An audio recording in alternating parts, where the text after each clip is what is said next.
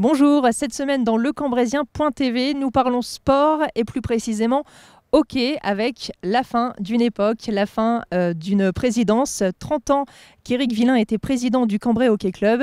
Il laisse sa place évidemment à un successeur que nous allons vous présenter dans quelques instants et on revient sur ces 30 années d'évolution au Hockey Club. Éric Villain, bonjour. Bonjour. Vous avez donc été pendant plus de 30 ans, 31 ans précisément, à la tête du Cambrai Hockey Club. Vous avez souhaité passer la main. Alors pourquoi et quels sont vos souvenirs ici en 3 décennies ? Des souvenirs multiples, de bons et mauvais souvenirs. On garde plus facilement en mémoire les bons souvenirs. C'est notamment des résultats sportifs importants pour ce club.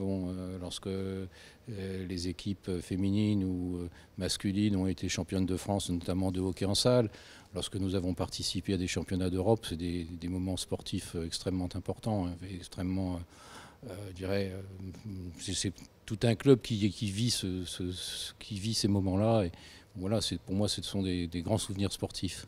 Donc on parle vraiment d'excellence, de belles évolutions en tout cas au niveau des classements, puisqu'aujourd'hui le club masculin par exemple atteint le niveau élite.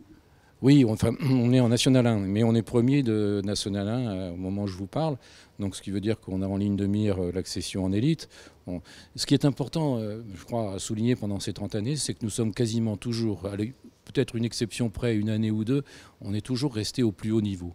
Donc ça veut dire qu'il y a une constance dans nos résultats qui est impressionnante et qui quand même doit être relevée. Pour une ville qui est une ville moyenne, nous jouons contre des villes telles que Lyon, Nantes, Nice, etc., Lille, Paris. On n'a pas un potentiel humain tel que ces villes que je viens de citer. Mais néanmoins, on arrive à se maintenir, encore une fois, et on a toujours été à ce haut niveau-là pendant 30 ans. Donc, ça veut dire qu'on a une formation qui paye. En tout cas, Cambrai aujourd'hui se fait largement démarquer dans le niveau du hockey. Tout à fait. Cambrai est reconnu. À la fois pour son savoir-faire, pour son savoir-jouer, je vais dire, et puis aussi par le hockey à Cambrai, il y a les bêtises, il y a l'andouillette, il y a le hockey. Je crois il y a quelque chose qui est un petit peu différent d'autres clubs. Est-ce que c'est l'ambiance, certainement ? Est-ce que c'est cette valeur sur laquelle, personnellement, j'étais très attaché ? C'est qu'il faut faire vivre l'amitié. L'amitié, ça ne se décrète pas. Mais il faut la faire vivre, et donc par différentes organisations, par différents moyens. Il faut être vigilant aux uns et aux autres. C'est un club dans lequel tout le monde a sa place. En tout cas, en tant que président, vous avez toujours aussi souhaité faire passer un message qui était notamment celui de l'égalité. Celui de l'égalité, absolument. Chacun ici a sa place, quel que soit son rang, quel que soit son niveau. Lorsqu'on a un maillot, lorsque on porte le maillot du Cambrai Hockey Club, on est tous devant le but, on est reconnus de la même façon. Et je crois que c'est une des valeurs de ce club. Puis il y en a une autre, je crois, qui est...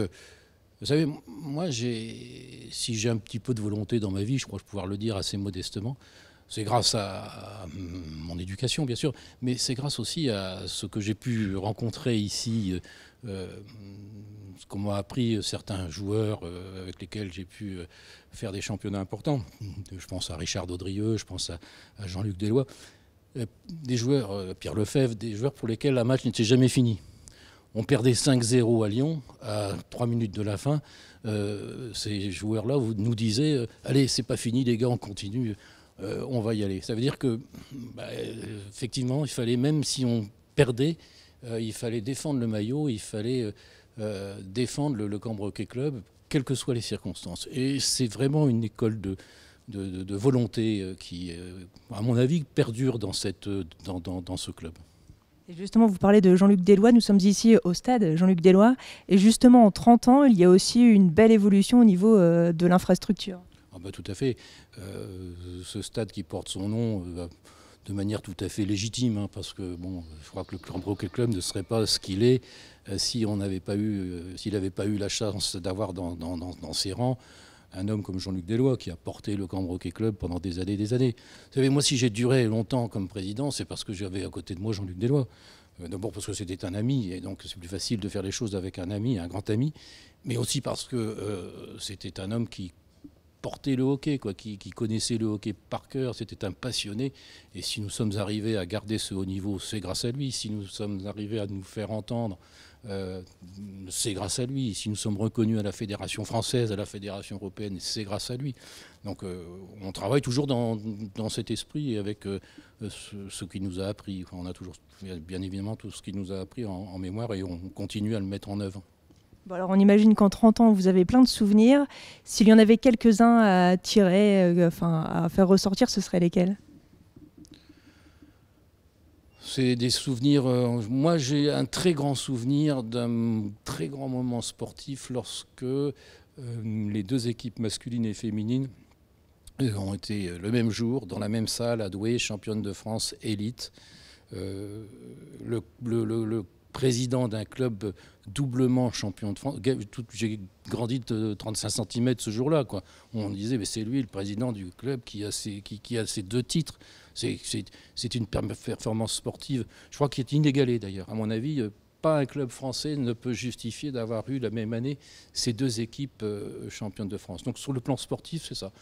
Après, sur le plan humain, j'en ai tellement de souvenirs. Je vais occuper le journal pendant 3 jours. Sur le plan humain, j'en ai tellement. Après, j'ai des mauvais souvenirs, mais on ne va pas parler de mauvais souvenirs, qui sont la perte cruelle de jeunes joueurs, etc. Bon, enfin, c'est des choses qu'il faut assumer difficilement, bien évidemment, qui viennent meurtrir le club. Mais des bons moments, il y en a eu tellement. Des bons moments humains, il y en a eu tellement que ça serait difficile de vous dire celui-là plutôt qu'un autre. Donc globalement, j'ai passé un bon moment. Je suis presque même un petit peu désolé de quitter cette présidence. Mais ce qui me rassure, c'est que je sais qu'on a un nouveau président qui est plein de capacités, plein de compétences et qui continuera à faire vivre le Cambrai Hockey Club de belle manière, j'en suis sûr. Bon, alors le nouveau président que nous allons rencontrer à la fin de cet entretien, on ne vous quitte pas totalement puisque bien sûr vous restez actif malgré tout dans le club. Oui, je reste actif. Puis j'ai toujours mon œil, encore que je ne dirai jamais quoi que ce soit au président nouveau. C'est lui le chef. Mais par contre, ce qui me plaît beaucoup, c'est que je viens maintenant voir un match. Je continue à venir, bien évidemment, tous les week-ends je suis là, mais je suis beaucoup plus serein, quoi. J'ai un président, lorsqu'il garde un match, il ne regarde pas de la même façon que les autres personnes, parce qu'un but peut avoir des conséquences très importantes. Je disais, si l'équipe féminine perd, si elle prend un but à la dernière seconde et puis qu'on descend de division, ce sont des subventions en main, ce sont des joueuses qui risquent de dire attention, qu'est-ce qu'on va faire l'année prochaine, etc. Tout de suite, ça prend des conséquences. Quand vous regardez un match de hockey sans ces contraintes-là, c'est un véritable bonheur. Donc je ne suis pas là effectivement de ne pas revenir. Alors en tout cas, de belles évolutions, de belles performances qui sont dues au président, mais aussi aux entraîneurs. Et tout de suite, Jean-François, nous le retrouvons justement avec cet entraîneur. Avec Jean-Christophe Porcher, donc bonjour. Bonjour. Alors, vous êtes en quelque sorte le responsable sportif du club, aussi bien pour les garçons que pour les filles. Alors peut-être vous essayez de présenter un petit peu le club. Combien d'aujourd'hui il y a d'équipes qui tournent dans le club ? Aujourd'hui, toutes catégories confondues, on doit être à 17 équipes, 17-18 équipes. Ça représente 220-230 licenciés. À partir des plus jeunes, des U8, en comptant même le baby hockey, et puis jusqu'à l'équipe première. Alors l'année dernière, on va parler un petit retour en arrière. Qu'est-ce qu'on pourrait dire des résultats ? Ils ont été satisfaisants ? Oui, ils ont été satisfaisants. Si on parle d'abord des filles, elles ont été sur la saison salle vice-champion de France, ici à Cambrai. Après, sur gazon, c'est maintenu. Donc on a loupé le carré final, mais on s'est maintenu sans gros soucis en élite. L'équipe de filles s'est maintenue aussi bien en salle que sur gazon en National 1. Donc voilà pour les filles. Pour les garçons, ça a été un peu plus compliqué. Le maintien a été un peu compliqué en National 1 l'année dernière. L'équipe 2 s'est maintenue en National 2. Donc voilà, dans l'ensemble, c'était plutôt satisfaisant d'une manière générale. Oui. Et cette année, donc début de saison, on est encore en gazon pour le moment. Le hockey en salle démarrera prochainement. Les premiers résultats, ça va ? Bah, pour le moment, ça va. Je vais juste revenir un peu sur l'année dernière où on n'a pas parlé des jeunes, où on a eu quelques très bons, voire très bons résultats avec les U19 de mémoire qui sont vice-champions de France, les garçons. Les filles U16, U14, pareil, sont sur le podium national, les U16 garçons aussi, donc, au gazon et salle. Donc au niveau jeune, il y a un gros travail. Il y a de la réserve. Déjà, voilà, tout à fait. Ce qui va expliquer un peu les résultats de cette année. Puisqu'on parlait de cette année, là pour cette année, les garçons sont leaders de la Nationale 1. Alors, le gros changement par rapport à l'année dernière, c'est l'arrivée justement de tous ces jeunes juniors première année, cadets deuxième année, moins U16 deuxième année, qui permet d'avoir un collectif un peu plus important et apporte ce travail qui a été fait depuis quelques années sur la formation, avec donc le palmarès que je disais l'année dernière et les années précédentes sur les jeunes. Donc aujourd'hui, on se retrouve là leader sur gazon, avant le début de la salle. Les filles, c'est un peu plus compliqué. On est actuellement, on doit être sur le 6e ou 7e en élite. C'est pas catastrophique, ça va être compliqué pour rentrer dans le carré final, mais on sait que la deuxième partie, on remet les compteurs à zéro avec les 4 dernières qui se rejouent. Donc logiquement... On va parler d'ambition. L'ambition en fin de la deuxième partie de saison qui démarre en mars, ce sera quoi? De finir également au moins aussi bon que l'année dernière, sinon mieux. Ouais, au moins aussi bien, voire mieux. L'objectif, même si c'est compliqué, mais on garde l'espoir de rentrer dans le carré final avec les filles. Pour les garçons, l'objectif, c'est de... C'est bien parti. Ouais, c'est de garder cette place, de jouer la montée, parce qu'après la montée, c'est un peu compliqué. Ça veut dire que la Fédé a encore changé un peu le fonctionnement. Le premier de la saison régulière monte automatiquement, et après ils prennent les 4 premiers qui vont faire une demi-finale, et c'est le vainqueur de la finale qui est le deuxième montant. Donc un peu compliqué. Voilà, et autant assurer la montée en finissant premier de la poule. Pour conclure, tout va bien. Ouais, ça va. On est toujours exigeant avec nous-mêmes, donc on en veut toujours plus, mais on va pas se plaindre, puisque là, pareil, si on parle des jeunes aussi, ça marche très bien aussi au niveau des jeunes. Actuellement, au niveau des résultats, il y a de grandes chances que la plupart des équipes se qualifient au championnat de France. On va attaquer la saison salle, où on sait qu'on a aussi une grosse présence au niveau national, donc voilà, ça fonctionne, ça marche bien. Avec un événement qui est important qui sera en début d'année prochaine, la Coupe d'Europe, mais on en parlera avec le président, le nouveau président. C'est ça, ouais, une grosse compétition sur ce terrain-là, avec des grosses ambitions. Ouais. Merci Jean-Christophe.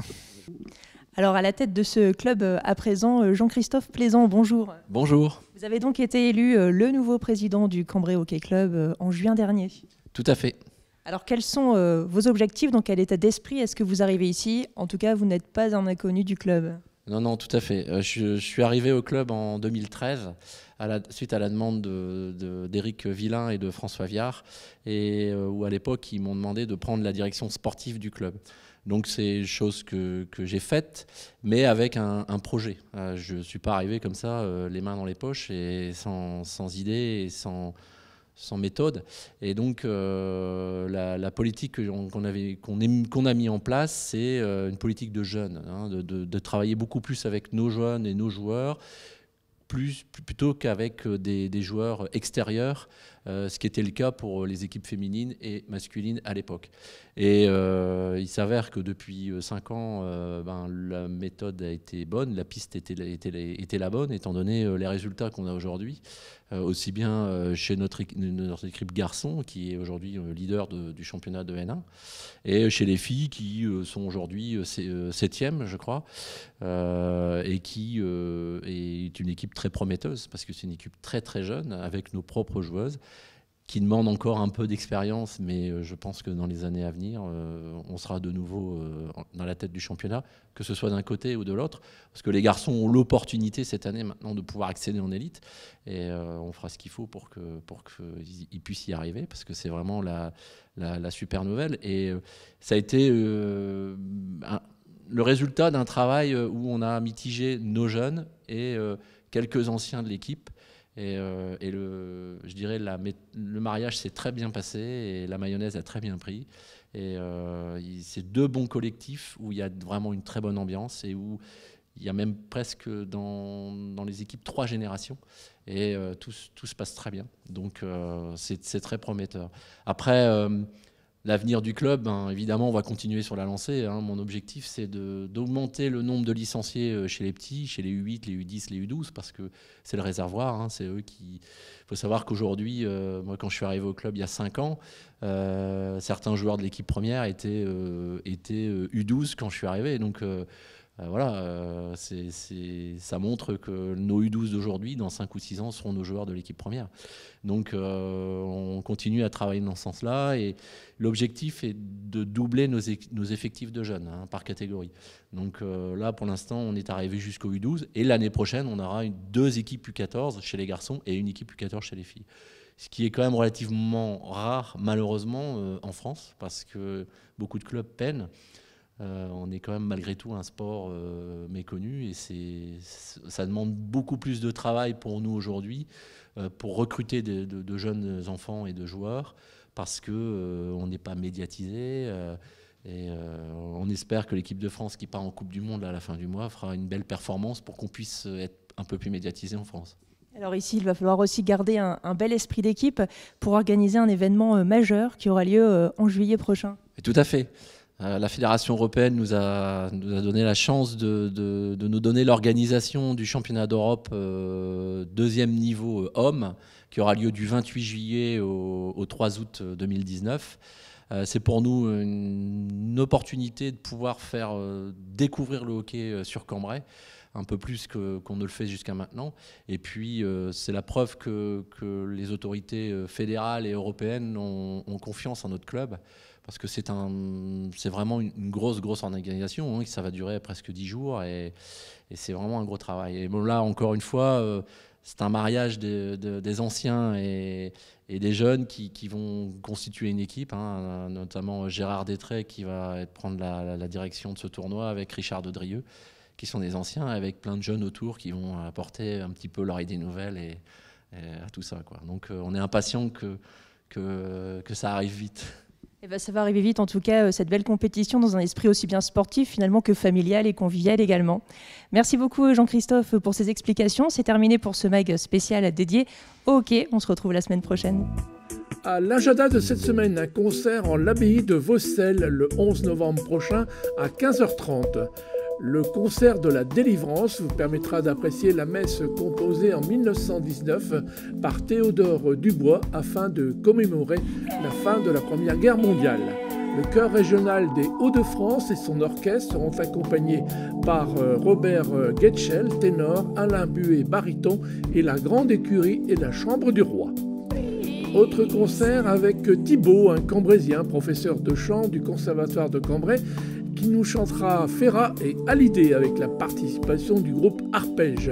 Rendez-vous au Théâtre de Cambrai le vendredi 16 novembre à 20h. Prix d'entrée 8 € et la billetterie sera ouverte à partir de 18h30, hall d'entrée du théâtre. Enfin, le Lions Club PD Dames organise sa 23e exposition artisanale le samedi 10 novembre et le dimanche 11 novembre, salle des cérémonies de l'Hôtel de Ville de Cambrai.